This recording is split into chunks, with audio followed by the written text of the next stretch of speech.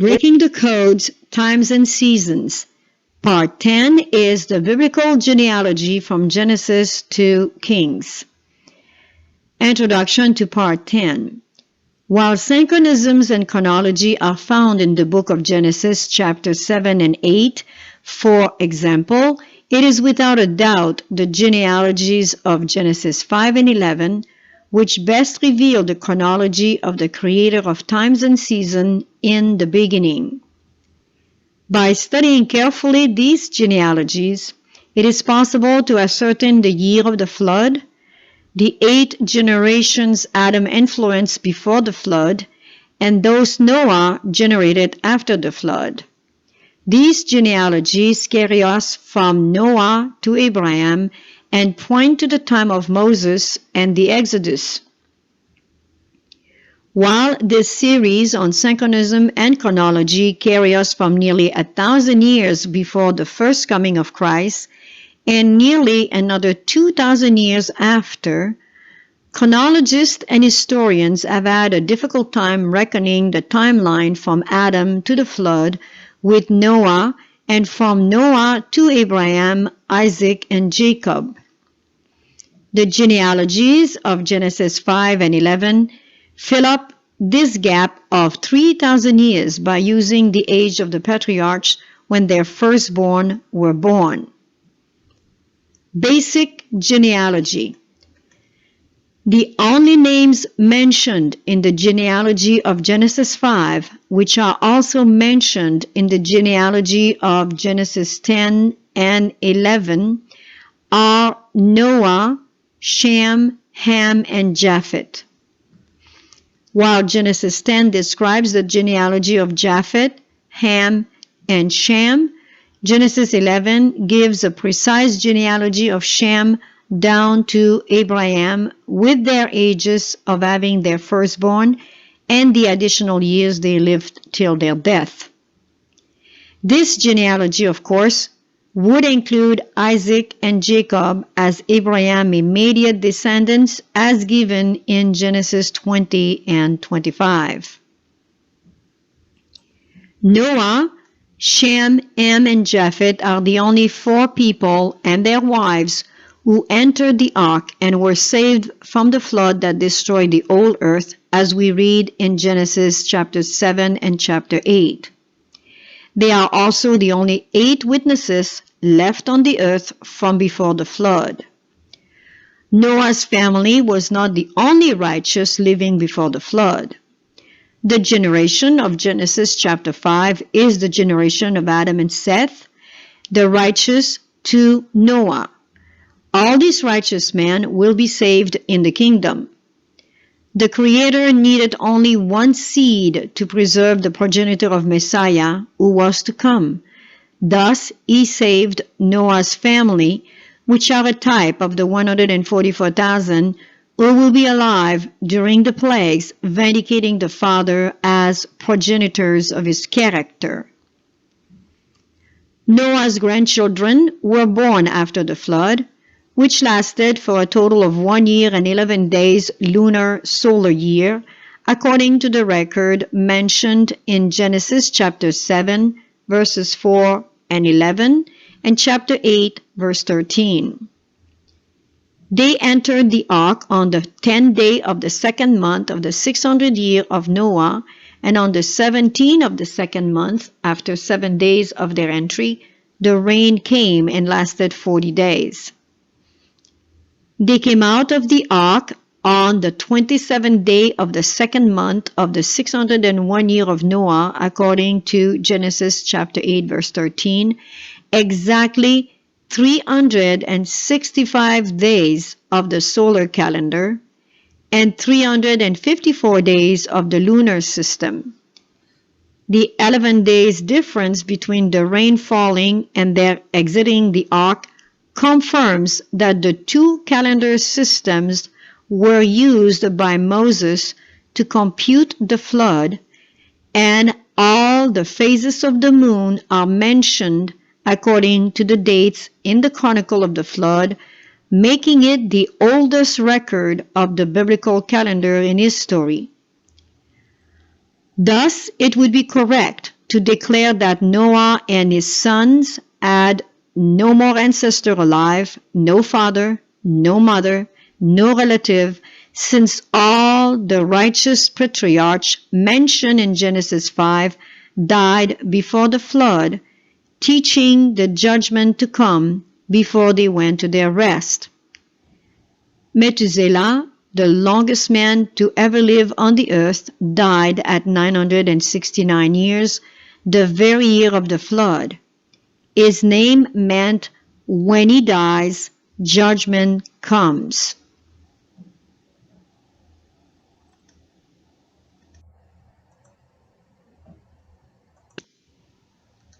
Chapters 5 and 11 of the book of Genesis are often called the begat chapters. What many do not know is chapters 5 and 11 of Genesis are actually the first chapters of synchronism and chronology in the Bible.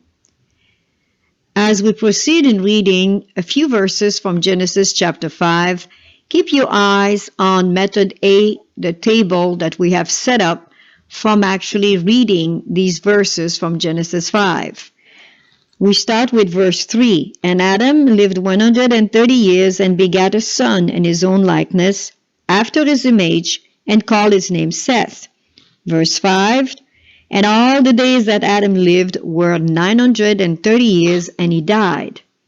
Verse 6. And Seth lived 105 years and begat Enos. Verse 8. And all the days of Seth were 912 years, and he died.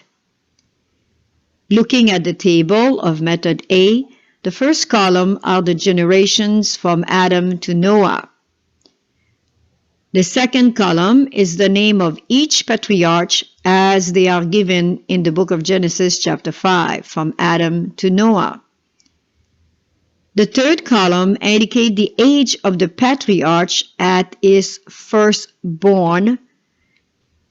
The fourth column is actually the age of Adam until the generation of Lamech, where he dies, as indicated in the fifth column at 930 years old.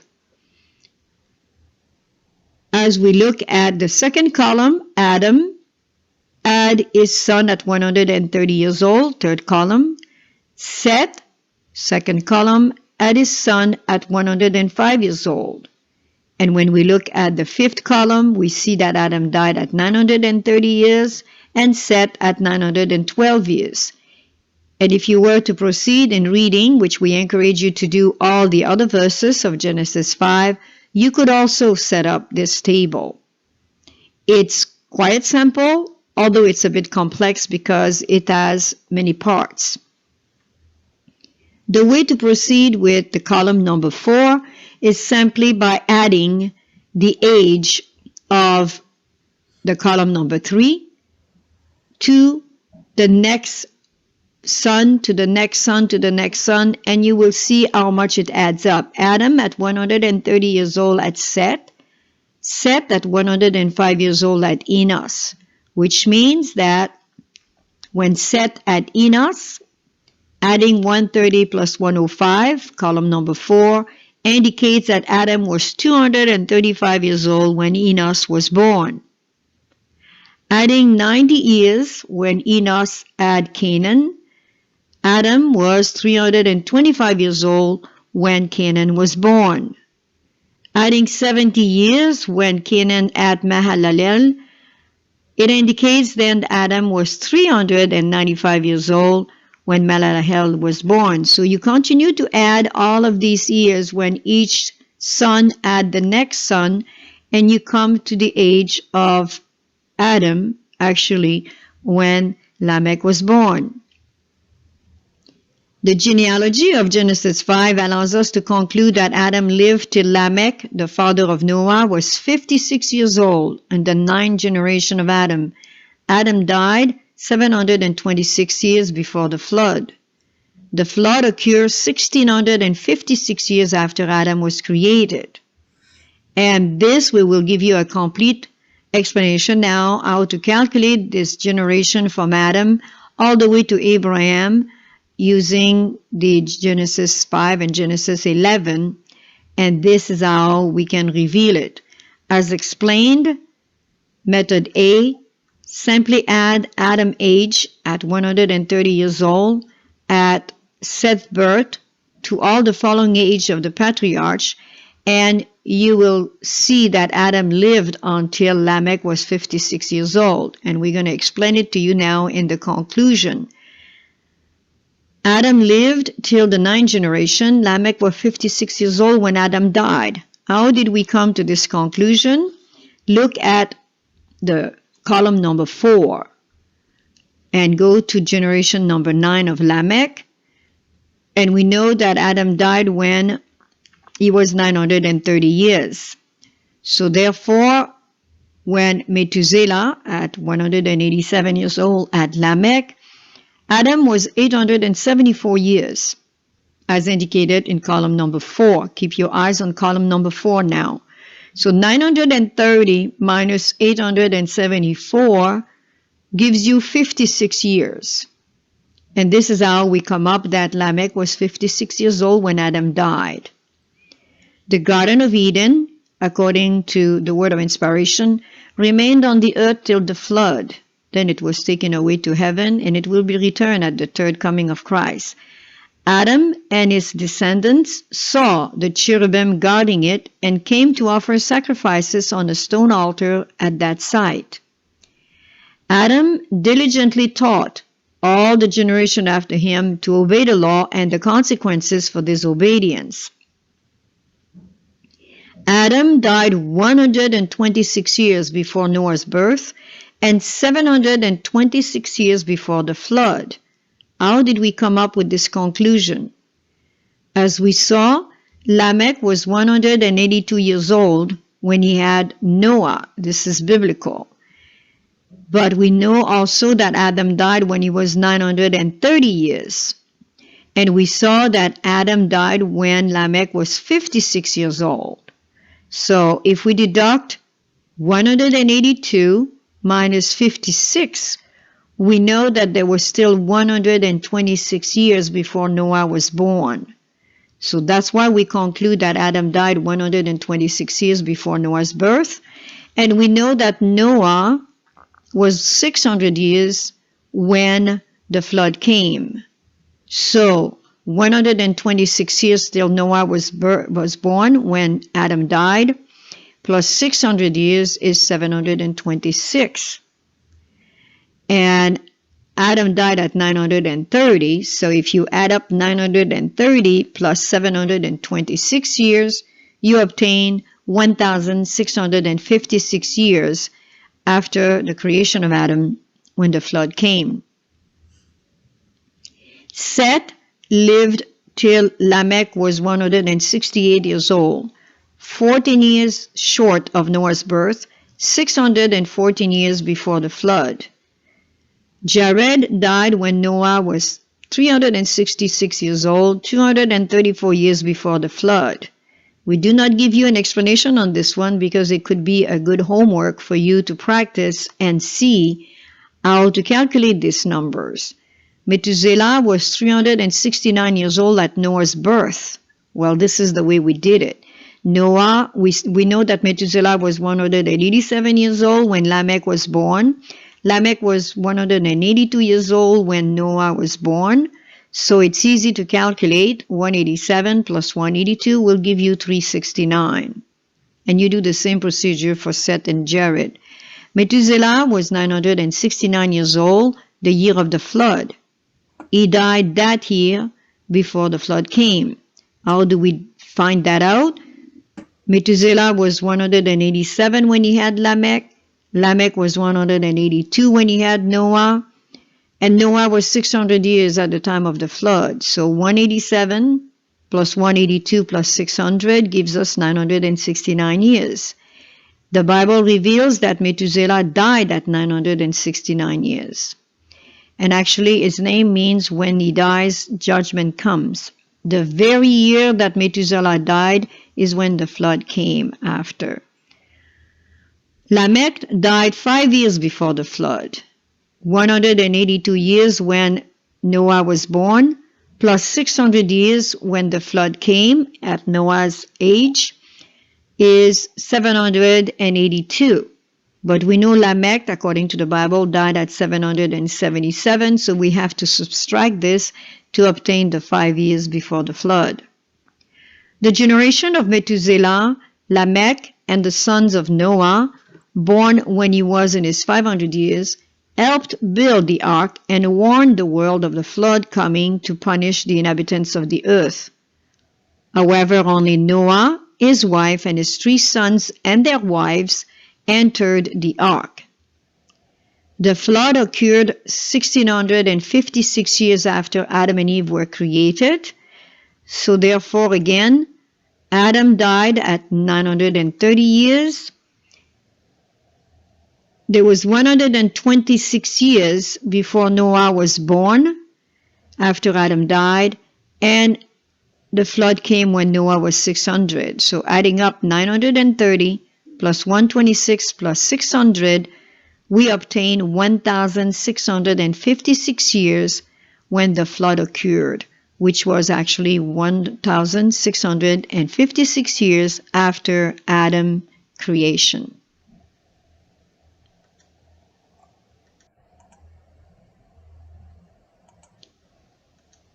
The other big chapter of Genesis is chapter 11, verses 10 to 26.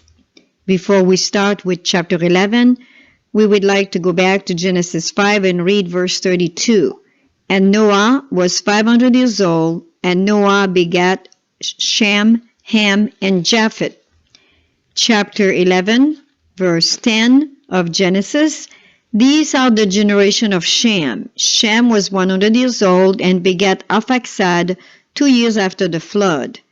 And Shem lived after he begat Arphaxad 500 years and begat sons and daughter. And Arphaxad lived 35 years and begat Salah. And Arphaxad lived after he begat Salah 403 years and begat sons and daughter. As we look at the table of method B, the first columns are the generation from Noah to the first son of Jacob, Reuben. The second column is the name of all the patriarchs from Noah to, again, Reuben. The third column is the age at the son's birth of each patriarch. The fourth column is adding the age of the son's birth to Noah's age. The fifth one is adding to Shem's age. And the last one, the sixth one, is the age at the death of each patriarch. To confirm what we just read in the book of Genesis chapter 5, Noah was 500 years old when he begat Shem. And Shem was 100 years old when he begat Arphaxad. Arphaxad was 35 years old when he begat Salah. And according to the Bible, Noah died at 950 years old, Shem at 600 years old, Arphaxad at 438 years old, etc. If you continue to read the book of Genesis, chapter 11, you are able then to compile the same way as we have compiled this table for method B. And again, as we add to the year of Noah, 500 years, we can see that Shem at 100 years old, then Noah was 600 years and 1 year because he was 600 at the flood. They were 1 year in the ark, and there is no mention of having children then, but as soon as he came out of the ark, he had his first grandson. So we could come to believe also that it may have been at the end of his 600 years, but since he was 1 year in the ark and he entered at 600, we're proposing he was probably 601 when his first grandchild was born. He was 636 then when Arphaxad had at 35 years old, he had Salah. And you continue like this in calculating the column for Noah to bring you to 950 actually, because he died at 950 years. Then we add the age of Shem to his grandchildren. So Shem had his first son, he was 100. Arphaxad then was 35 when he had his son Salah. So therefore, when Salah was born, Arphaxad must have been 35 and Shem 135. Salah, when we had his next son, when he has his son, the grandson of Shem, then Shem was 165 years old by then. And as you keep adding in the column of Shem, then you will reach to the 600 years as indicated at the age of his death. He was 600 years old. And he makes it all the way, as you can see, to the generation of Jacob. So as we look now at Shem's age at 100 years old at Arphaxad's birth, as we said, and we follow through, we can calculate that Shem lived until Jacob was 50 years old. And the way to proceed with that is quite simple, because he was 550 years old when Isaac at 60 had Jacob and Esau, which were twins. So 600 minus 550, then Jacob and Esau were both 50 years old when Shem died. So in effect, Noah lived until Abraham was alive, which is amazing, isn't it? So we always think about Noah dying, before these patriarchs appear in history, but Noah actually died when Abraham was 60 years old. The way to calculate that is by taking his age at 950 minus the 890. We have added that 1 year because of the flood, but we will leave it at 600 for the calculation. So 950 minus 890, that's where we get the 60 years old of Noah dying when Abraham was 60.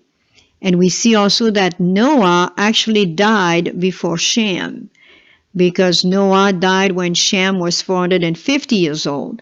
And the way to calculate that is quite simple. Noah was 500 years old when Shem was born. So 950 minus 500, then Shem would have been 450 years old when his father passed away. Noah then instructed all the generation from Shem to Abraham after the flood. So we don't realize how much these people, just like Adam, influenced all his generation until Lamech. He never got to know Noah, but until Lamech. And now Noah lived until Abraham, which is very, very important to know. That's how these people could carry on all of the information they had before the flood. From Shem to Abraham, Noah was able to instruct all these generations, which carries you through from, if we calculate Noah as the first after the flood, brings you to the 11th generation. Now, Shem was 490 years old when Abraham was 100 years old and Sarah gave birth to Isaac, Genesis 21 verse 5. This is when we're told about the birth of Isaac. Shem was 560 years old when Abraham died at 175 years old. So the way we calculate that is 490 plus 75. This is where we come to the age of Shem. Genesis chapter 9 verse 29 tells us of the death of Abraham. Isaac was 110 years old when Shem died. So if at 490 years old Isaac was born, plus 110 years, then that brings us to the 600 years, which is indicated in the second generation. Shem died at 600 years old, which means Shem influenced the generation of his son Arphaxad all the way to, if you look at the generation all the way to Jacob and Esau. So he knew Isaac, he knew Abraham, Terah. All of these generations have actually known this great patriarch. And if Abraham met Noah and he also met Shem, we have reason to believe that these people have definitely had a lot of knowledge of what was happening before the flood, and this was preserved from generation to generation. Which means that Isaac, which was 110 years old when Shem died, brings us to Jacob, which was 50 years old when Shem died. Jacob and Esau were born when Isaac was 60, according to Genesis 25, verse 26. Jacob left his father's house at 40 years old and served 7 years for Leah, and she bare him Reuben, his firstborn. Genesis 26, verse 34. So Reuben would not have known either Noah nor Shem because they died before his birth. Shem then, as we said, instructed all the generation after the flood from Arphaxad to Jacob. Terah lived till Isaac was 35 years old. There is a note here rectifying it. It's a typo error. Terah lived until Isaac was 35 years old. So we calculate Terah, which was 70 years old when Abraham was born, and the fact that he died at 205 years old, we just have to calculate 205 minus 170, and it will reveal to us that Isaac was actually 35 years old when his grandfather died. Abraham was born 290 years after the flood and 1946 years after creation. The flood was at 1656 of creation, and we add up 290 more years of his life when he was born, and we come up to 1946 years. And this is how you can calculate with this genealogy, which compares with the rule of correspondence of synchronism and chronology.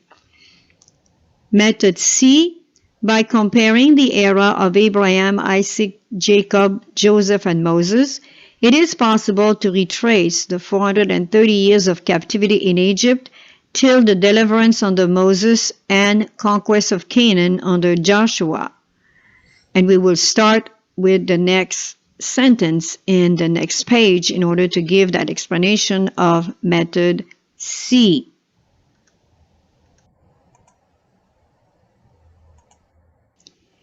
Continuing with method C, we will be comparing now the era of Abraham, Isaac, Jacob, Joseph, and Moses, and retrace the 430 years of captivity in Egypt. We remember that Abraham was born 290 years after the flood and 1946 years after creation. And the way we came up with the 290, of course, was to calculate the years from Arphaxad all the way to Terah, and we come up to 290 years when Abraham was born. We're not including the 100 years when he had Isaac. So you start with Arphaxad and you go all the way to Terah, and you come up with the 290 years right after the flood. And Abraham, we know that it was also as to be included because Abraham was in Egypt as well. We start by reading the time from Abraham's call to Jacob's entry into Egypt was 215 years, being the total of 1, 25 years lying between Abraham's call and the birth of Isaac in Genesis chapter 12, verse 4, Genesis 21, verse 5. 2, 60 years lying between Isaac's birth and Jacob's birth from Genesis 25, verse 26. And 3, the age of Jacob at the time of his migration into Egypt. 130 years old he was, we're told in Genesis 47, verse 9.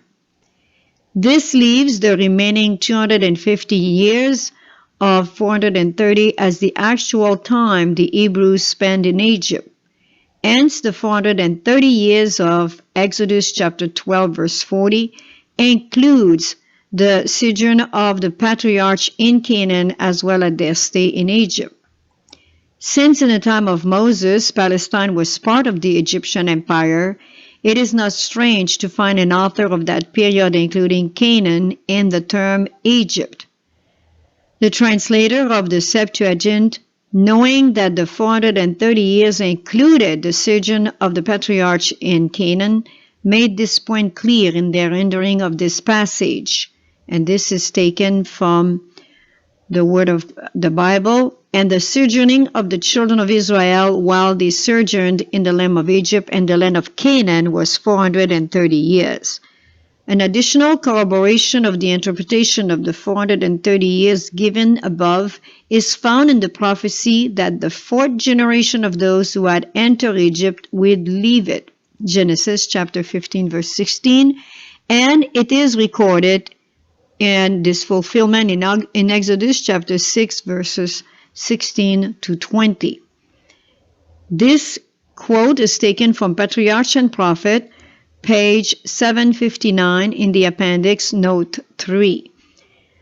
According to Genesis chapter 12 verse 4, Abraham was 75 years old when he left Haran to go to Egypt because of the famine in the land.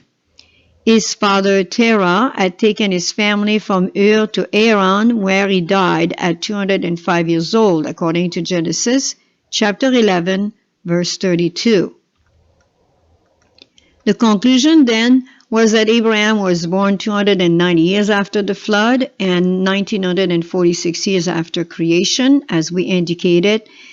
The 1656 plus the 290 equal 1946.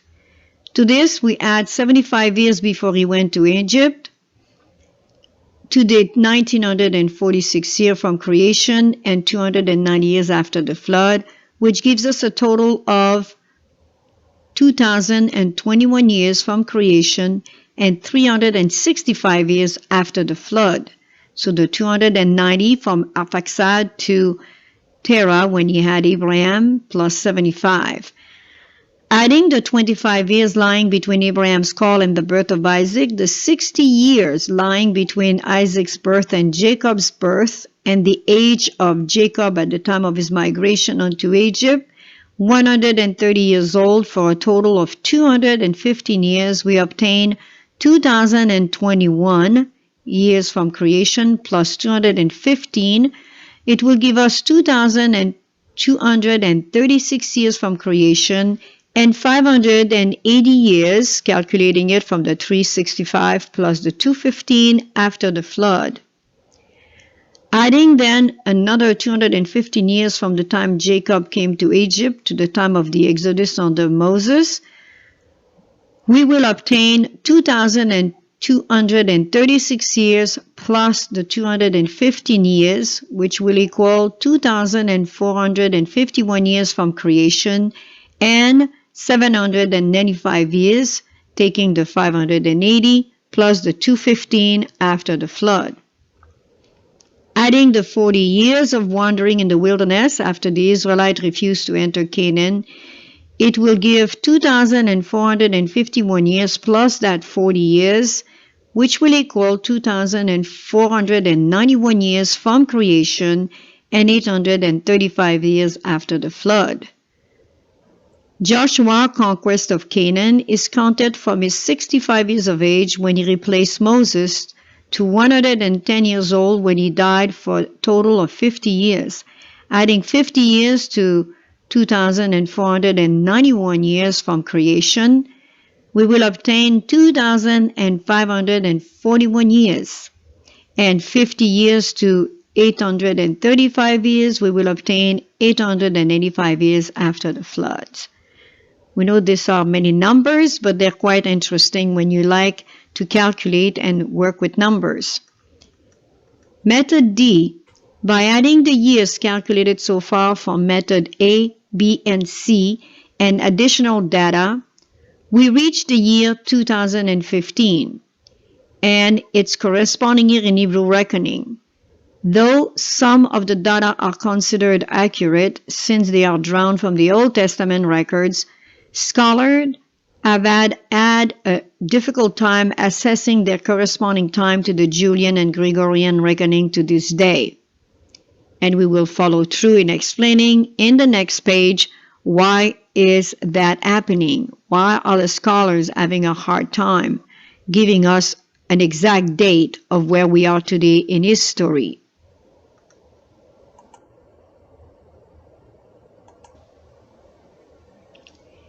Many assume, even among scholars, that the BC and AD dates in use today to ascertain the calendar before Christ and after Christ can be directly converted to the Hebrew calendar of the Bible. According to the Free Encyclopedia Online, Anno Domini, or AD, and before Christ, BC, are designations used to label or number years used with the Julian and Gregorian calendar. The term Anno Domini is medieval Latin translated as in the year of the Lord or in the year of our Lord. The AD BC notation was first proposed by the monk Dionysius Exiguus, or Denis the Little, in the year 525 CE. CE stands for current era and BCE before current era.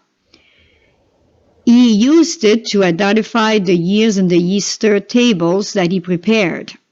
He did not use the notation to date historical events.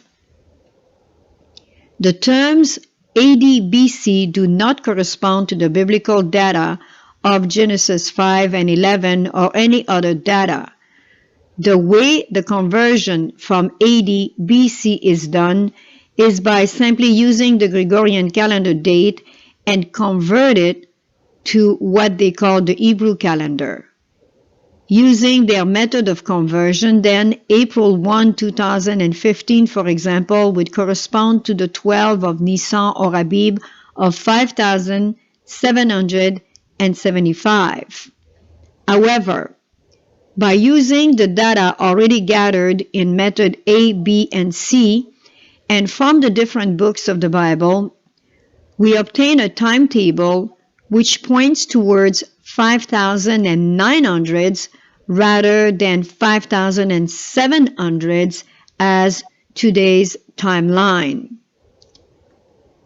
Looking now at this table, we have the numbers, the events, and the years. The first event being the creation to the flood, which we have calculated from the genealogy, would represent 1,656 years. The second event, or the flood to Abraham, 290 years. The third event is Abraham leaving Ur for Canaan, 75 years. The fourth event is Abraham to Jacob, the sojourn in Egypt, 215 years. The fifth event is the Hebrew sojourn in Egypt and the slavery, 215 years. The sixth event is Exodus and the wilderness sojourn for 40 years. The seventh event is Joshua in the promised land for 50 years. The eighth event is the Judges era, which is between 300 and 320. The ninth event is the Kings of Judah, 473 years.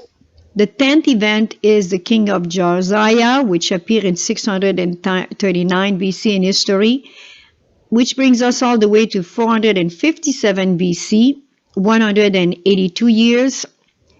The 11th event is 457 BC to 1844, 2,300 years. The 12th event is 1844 to 2015, when this study was prepared, 171 years. The total then would be 5967 or 5987 years, depending on the Judges era. And of course, if you want to consider it as this year when this audio is done, it would be an addition of 4 years to that number. Conclusion D, except for the date of the Judges, which some calculate at 300 years and others at 320, the dates from the creation to the Exodus are based on the data of Genesis 5 and 11. We also add to it now the book of Joshua, Judges, Samuel, Kings, Daniel, and the book Patriarchs and Prophets. When using the data of the sanctuary, it is possible to ascertain the timeline of the plan of redemption till the second and third coming, which basically this is another confirmation of using the book of the Bible. The court is calculated as being representative of 4,000 years from the time of Adam and Eve in Genesis 3, when sin came on the earth, till the first coming of Messiah and his death in 31 AD. The holy place represents 1813 years from 31 AD to 1844. The most holy place is 171 years from 1844 to 2015, and of course it will be 175 if we make it reach 2019 as per today, for a total of 4,000 plus 1813 plus 171 years, representing the three compartments of the sanctuary, court, holy place, and most holy place, and we obtained 5,984 years. Therefore, we can see that the judge era of that 320 is probably the accurate one, since we can verify it with the court, and we obtain 5,984, where the other one gives us 5,987. These timelines demonstrate a much shorter time span for the end of the 6,000 years than the date of the conversion from Gregorian reckoning to Hebrew reckoning, which it seems to ascertain. Take into consideration that from the year 1 to 1,000, this represents the first 1,000 years. So therefore, the 5,987 or 5,984 obtained from the sanctuary represent the end of the 6,000 years and not the beginning, because of the way we calculated. Just like a birthday, when a person turned 10 years old, they were actually at their 9 years old starting their 10 years, and etc. Because when you're born, you calculate the first year as day 1 to 1 year, and etc. Your second year is year 1 to year 2, and the same with the 6,000 years. So really, we are closer to the end of the 6,000 years now than ever before.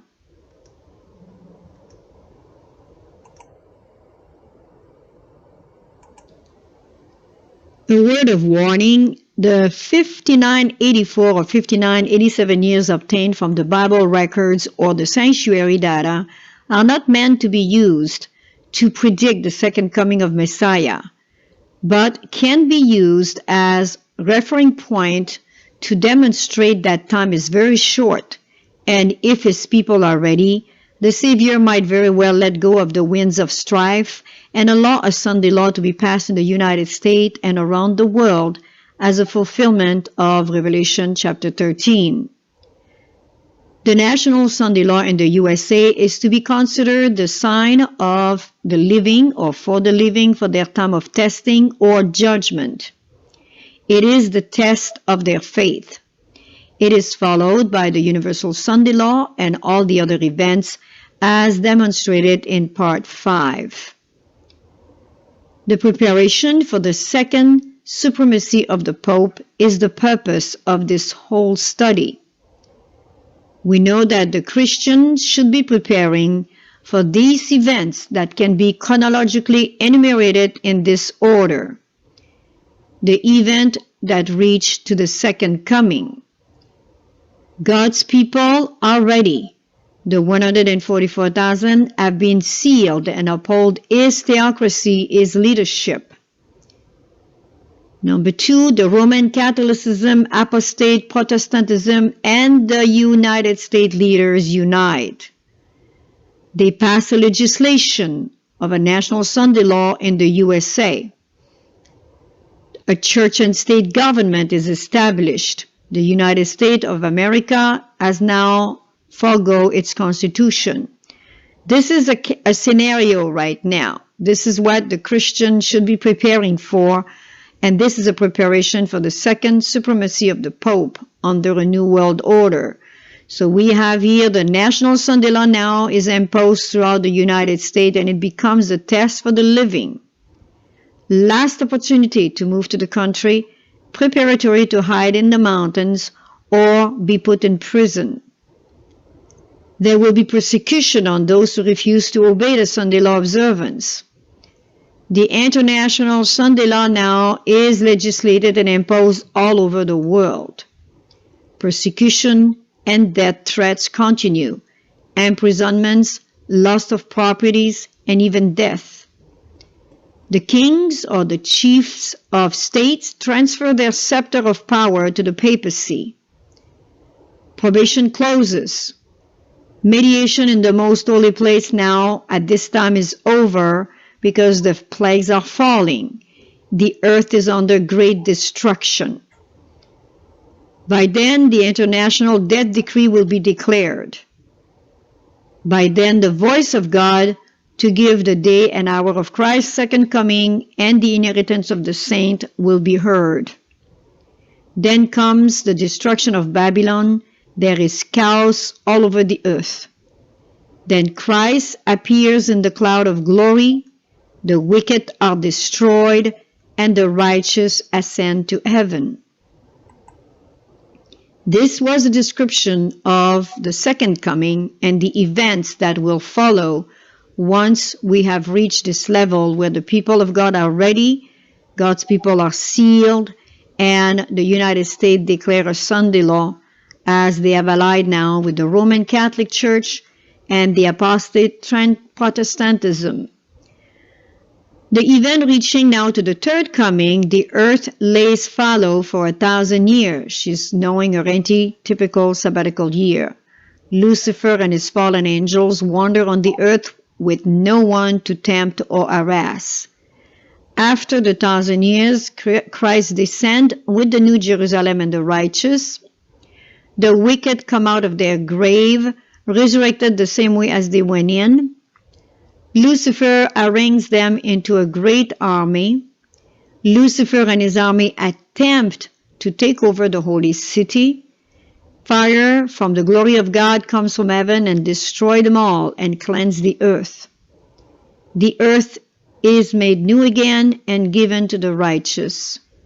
And the earth is celebrating her antitypical jubilee as sin and sinners along with Lucifer and his fallen angels are destroyed for eternity, and this sin or this affliction will arise no more, according to the promise of Nahum chapter 1, verse 9.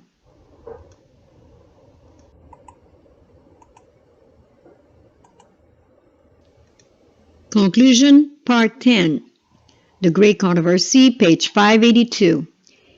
In seeking to cast contempt upon the divine statutes, Satan has perverted the doctrines of the Bible, and errors have thus become incorporated into the faith of thousands who profess to believe the Scriptures.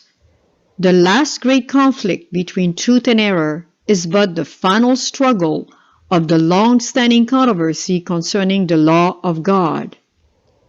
Upon this battle we are now entering, a battle between the laws of men and the precepts of Jehovah, between the religion of the Bible and the religion of fable and tradition. From eternity, the Creator's strategic planning was to counteract sin and rebellion if it was ever to arise among His free created beings. The genealogy data proposed in Part 10 are based on biblical and spirit of prophecy events, which will get rid of Lucifer's rebellion and his imitation of God's government as shown in the following last events. The strategic planning proposed by the Creator of times and seasons. A theocracy based on the 144,000, the fit man of Leviticus 16, the first fruits, barley. A day of rest based on the biblical luni-solar barley harvest law calendation. A kingdom based on a royal priesthood after the order of Melchizedek, the firstborn. A sovereignty based on the sovereign of the universe who changes times and seasons. An appointment of holy days based on the feast of Leviticus chapter 23 and chapter 25 and Numbers chapters 28 and 29. a church power based on the separation of church and state, a church under Christ. A time of trouble and persecution based on the blessing of Daniel 12 and Revelation chapter 1, 2, and 3, which is promised to the overcomers. These words of inspiration can now be proclaimed. Revelation chapter 5, verse 13. And every creature which is in heaven, and on the earth, and under the earth, and such as are in the sea, and all that are in them, heard I saying, Blessing and honor, and glory and power be unto him that sitteth upon the throne, and unto the Lamb, forever and ever. The Great Controversy, page 678. The great controversy is ended. Sin and sinners are no more. The entire universe is clean. One pulse of harmony and gladness beats through the vast creation. From him who created all flow life and light and gladness throughout the realms of illimitable space. From the minutest atom to the greatest world, all things, animate and inanimate, in their unshadowed beauty and perfect joy, declare that God is love. For further studies on the synchronisms and chronology of the last day events, please check these websites on the Sanctuary and Religious Liberty, numbers 1317.org, fourwindspublication.org, and if you wish to be trained as a lifestyle educator, visit our new website, 144,000teachers.org. May the Lord richly bless you.